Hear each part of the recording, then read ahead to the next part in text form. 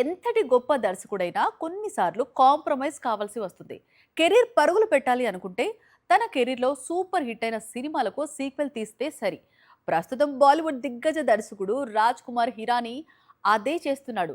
Donkey పరాజయం ఈ దర్శకుడిని sequels వైపు నడిపిస్తోంది. 2006లో మున్నాభాయ్ సీక్వెల్ లగే రహో మున్నాభాయ్ రిలీజ్ అయింది.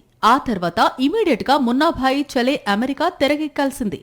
కానీ అనుకున్నంత స్థాయిలో కథ కుదరకపోవడంతో ఈ ప్రాజెక్టును గతంలోనే పక్కన పెట్టారు. మళ్లీ ఇంతవరకు మున్నాభాయ్ జోలికి వెళ్లలేదు రాజ్ కుమార్ హిరానీ.